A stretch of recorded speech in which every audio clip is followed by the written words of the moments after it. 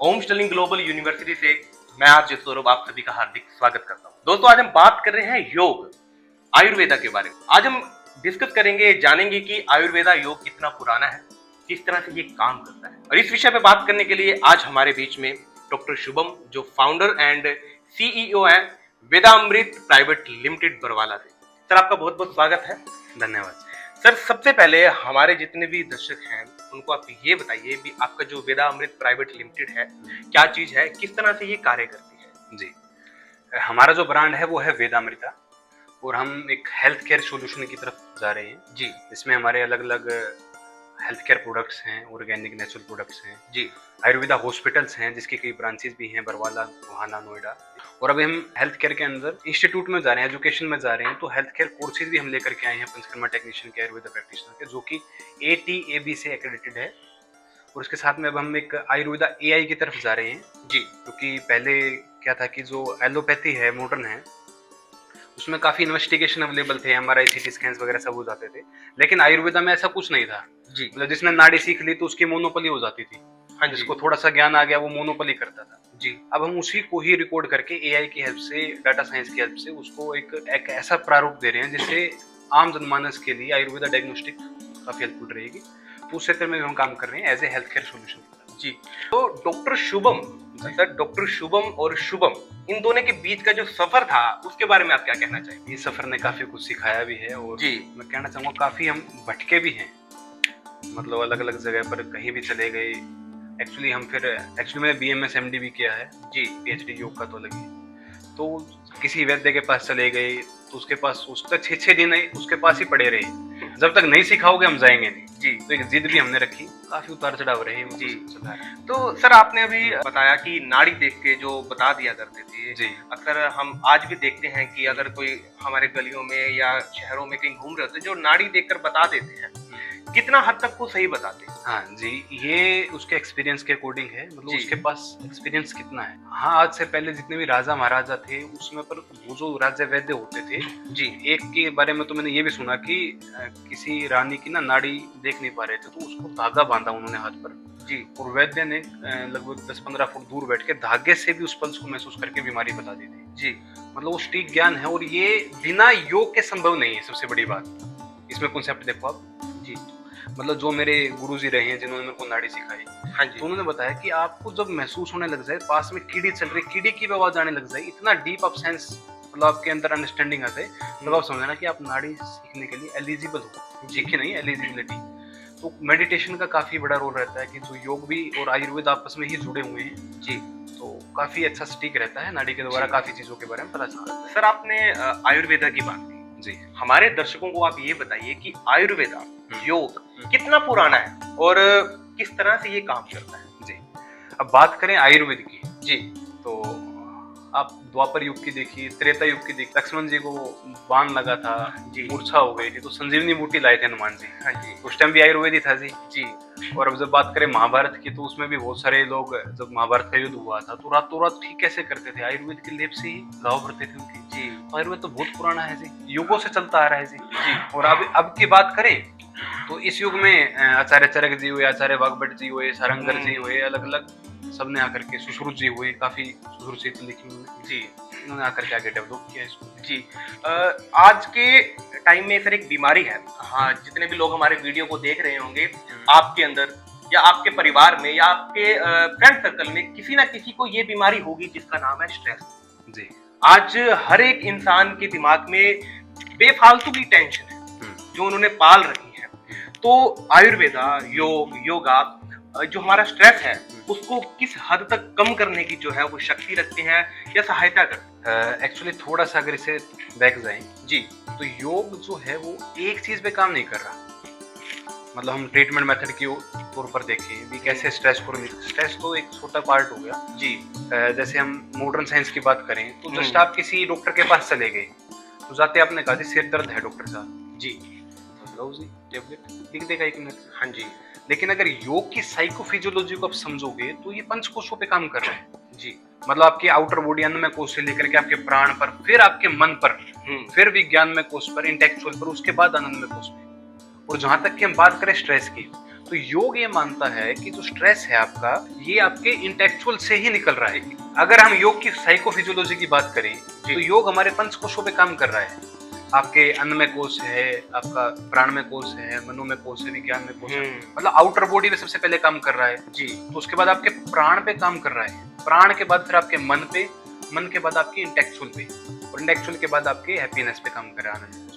अगर योग की बात करें तो जो आपकी स्ट्रेस की बात थी, स्ट्रेस का उद्भव कहाँ से हुआ जी, तो योग मानता है कि जो विज्ञान में कोश है, विज्ञान में अर्थात आपका विशिष्ट ज्ञान जो है, इंटेलेक्चुअल है जी, वहां से ही आपकी स्ट्रेस की उत्पत्ति हुई। मान लीजिए अगर बीमारियों की बात करें जी, तो वो भी विज्ञान में कोश से ही उद्भव हो रही है। जैसे आपको किसी को देख करके थोड़ा सा मतलब ईर्ष्या होगी कि ऐसा है, तो जैसे ही वो व्यक्ति आपके सामने आया तो आपके मन में एकदम ऐसे हो जाएगा कि ये व्यक्ति मेरे सामने क्यों आ गया। इस बात का भी लोग स्ट्रेस ले लेते हैं, अंदर ही अंदर बात चलती रहती है। तो अगर योग वशिष्ठ की बात करें तो वो कहते हैं कि आदि से व्याधि उत्पन्न होती है, मतलब जो मन के रोग हैं उससे शारीरिक रोग उत्पन्न होंगे, और शारीरिक रोगों से भी मन के रोग उत्पन्न हो जाते हैं। तो मन में बात आई तो आपके प्राण तेज चलेंगे, आप देखोगे तो आपके श्वास तेज हो जाएंगे, श्वास बिगड़े तो सारा खेल बिगड़ गया जी। उसके बाद फिर कहते हैं 3 प्रकार के रोग होते हैं, कुजनत्व, अजीर्णत्व और अतिजनत्व। या तो आपका जो मोशन है, लूज मोशन लग जाएंगे, या फिर कॉन्स्टिपेशन हो जाएगा, मतलब पेट खराब हो जाएगा, तो रोग आने शुरू हो गए। तो यहाँ पे उद्भव हुआ आपके विज्ञान में कोश से, मतलब जो एक ज्ञान है, विशिष्ट ज्ञान है कि इसके अंदर हम कहते हैं कि इस तरह लोगों को पता है कि हमारे भगवद गीता में कहा गया कि कर्मण्यवाधिकार रस्ते मां फले सुनते हैं। अगर हम फल की इच्छा बहुत करते हैं, काम करते हैं तो काम नहीं कर पा रहे हैं। इसके साथ साथ में बहुत सारे ऐसे उदाहरण हैं। अब मेन जो मैं टॉपिक को अलग न ले जाकर के स्ट्रेस की आप बात करें तो स्ट्रेस पे ही आता हूँ। तो योग और आयुर्वेद में बहुत सारी ऐसी चीजें हैं, ऐसे टूल्स हैं जो स्ट्रेस को काफी बैलेंस कर सकते हैं। अब एक छोटी सी बात मैं आपको बता देता हूँ, और बहुत डीप बात है। अब योग के अंदर जो योग के विद्यार्थी हैं उन्होंने पढ़ा है यम, नियम, आसन, प्राणायाम। अब जो नियम के अंतर्गत एक आता है ईश्वर प्राणिधान, मतलब जो अपना सर्वस्व है सब कुछ ईश्वर को समर्पित कर देना, ईश्वर का ही। इसके पीछे एक रीजन ही है कि आपके किसी प्रियजन की मृत्यु हो गई, आपका नियर डियर था जी, और इससे बड़ा स्ट्रेस तो कुछ हो नहीं सकता। देखो पैसे का स्ट्रेस है, मेंटली स्ट्रेस है, बहुत सारे रीजन होते हैं, लेकिन कोई एक्सपायर हो गया तो उस टाइम स्ट्रेस बहुत हाई लेवल का होता है, वे इसके बिना कैसे कर पाएंगे जी। तो उस टाइम क्या होता है, जो पहले बड़े बुजुर्ग थे, अब भी होता है ऐसे ही, लोग आसपास बैठेंगे और कहेंगे तो जी परमात्मा की इच्छा थी जी, उसकी मर्जी थी, उसके बिना कोई पत्ता भी नहीं हिलता, उसकी करनी तो एक्सपायर हो गया। तो वो सारी बात को उठा करके ईश्वर के ऊपर डाल देते हैं, देखो श्वास ही इतनी लिखी थी जी, तो एक्सपायर हो गया। तो एक स्ट्रेस को रिलीज कर दिया, किसी के ऊपर डाल दिया, किसी के ऊपर डाल, ईश्वर के ऊपर डाल के स्ट्रेस को रिलीज कर दिया, तो बहुत बड़े स्ट्रेस की बात कर दी। तो ऐसे ही हम अपने दिनचर्या के जितने भी स्ट्रेस है ईश्वर के ऊपर छोड़ेंगे तो वैसे ही मिनिमाइज हो जाएंगे। उसके साथ में फिर योग निद्रा है, मेडिटेशन है। मेडिटेशन भी एक टाइप की नहीं है जी, बहुत सारे टाइप से अलग अलग साइक्लिक मेडिटेशन है, आपकी प्रेक्षा ध्यान है, विपस्सना है, गायत्री ध्यान है, बहुत सारी अलग अलग टिप्स हैं। आप उसको फॉलो करके आप अपने माइंड को रिलैक्स कर सकते हैं, तो काफी बैलेंस कर सकता है योग आपका जी। और अगर एक आयुर्वेद की अगर बात करें तो आयुर्वेद में भी काफी टूल्स हैं। आपके पंचकर्म में शिरोधारा है, तो माइंड को रिलैक्स करता है, पैरासिम्पैथेटिक नर्वस सिस्टम को एक्टिवेट करता है। तो हम योग और आयुर्वेद की मदद से अपने माइंड को काफी रिलैक्स रख सकते हैं जी। शुभम जी, कई बार देखा जाता है कि अक्सर सुना भी है, देखा भी है, अगर किसी बीमारी का इलाज कहीं नहीं मिलता वो आयुर्वेदा में मिलता है जी। क्या आयुर्वेदा एक जादू है? आप क्या मानते हैं, क्या चीज है आयुर्वेदा? आयुर्वेदा जैसे कि आयुर्वेदा नाम में ही लिखा हुआ है जी, आयु प्लस वेद। आयु मतलब आपका जीवन, वेद मतलब ज्ञान, आपके जीवन का ज्ञान है, जीवन कैसे जीना है आपको, किस तरीके से। और आयुर्वेद जहां तक बात करें तो आयुर्वेद जादू ही है जादू से ही बढ़ के है, क्योंकि इसका जो सिद्धांत है, जो आतुरस है, आपने बात करी आयुर्वेद की। आयुर्वेद अर्थात इसके नाम में ही लिखा है आयु प्लस वेद। आयु अर्थात आपका जीवन, वेद अर्थात ज्ञान, मतलब जीवन का ज्ञान।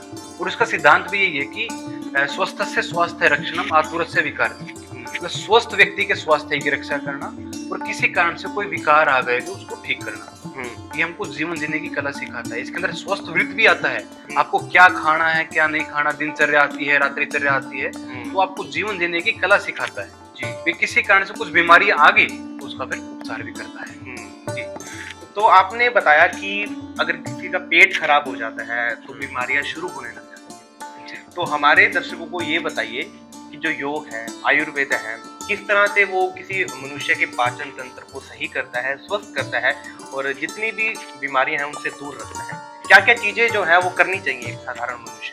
अगर इसके पीछे भी थोड़ा कॉन्सेप्ट देखें, जी भी आपने कहा कि पेट की बीमारी हुई कुछ, कैसे आयुर्वेद ठीक कर सकता है? आयुर्वेद ठीक ही पेट से करता है। मतलब आयुर्वेद के अंदर अगर आप देखेंगे सप्त धातुओं का सिद्धांत है, रस, रक्त, मांस, मेद, अस्थि, मज्जा, शुक्र। तो जो भी हम खाना खा रहे हैं उसका सबसे पहले रस बनता है। अगर आप पिज्जा खा रहे हैं तो पिज्जा का रस बनेगा, अगर आप कॉफी पी रहे हैं तो कॉफी का रस बनेगा, अगर आप कुछ ऑर्गेनिक अच्छा खाना खा रहे हैं तो उसका रस बनेगा। उस रस से ही फिर रक्त बनेगा, ब्लड बनेगा, ब्लड से फिर मांस, मेद, अस्थि, मज्जा, शुक्र, तो पूरी बॉडी की प्रोग्रेस होगी।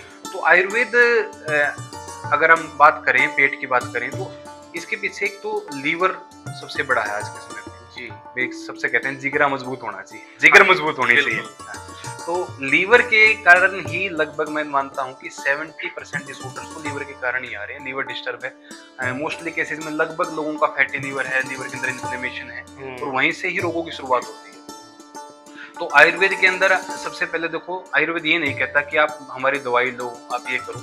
वो अगर कोई भी बीमारी हो जाए तो आयुर्वेद कहता है कि आप लंघन करो। सबसे पहले कोई भी बीमारी हो तो लंघन करो। और दूसरा कॉन्सेप्ट आयुर्वेद में पाचन का, मतलब जो अग्नि है, मंदाग्नि है, अग्नि प्रॉपर नहीं है, उसके कारण बीमारियां आती हैं। अगर हम बात करें तो प्रथमे लंघन, मध्य पाचन, अंत्य विरेचन। तो अंत में विरेचन देकर के सफाई कर देना, मतलब दवाई से ज्यादा वो आपको ठीक करने पर जोर देता है, और कॉन्सेप्ट के साथ। जी डॉक्टर साहब, कई जगह देखा जाता है, कई लोग जो हैं सोशल मीडिया पे आजकल काफी वायरल हैं, वो कहते हैं कि जब से हम आयुर्वेदा के साथ जुड़े हैं या योग के साथ जुड़े हैं, उनका पूरा का पूरा जीवन ही बदल गया।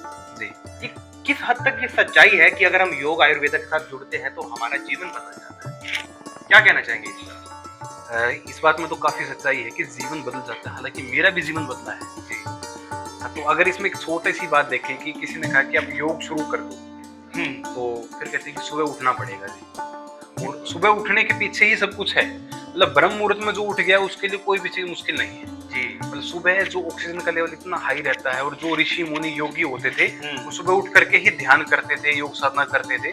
तो जो व्यक्ति सुबह उठने लग गया उसका जीवन अपने आप ही बदल जाएगा जी। अपने आप ही उसके माइंड में क्रिएटिव विचार आएंगे, पॉजिटिव थिंकिंग आएगी, तो जीवन अपना बदल जाएगा। साथ में ही वो योग आयुर्वेद को फॉलो करेगा तो उसके अंदर अभी बदलाव देखने को मिलेगा।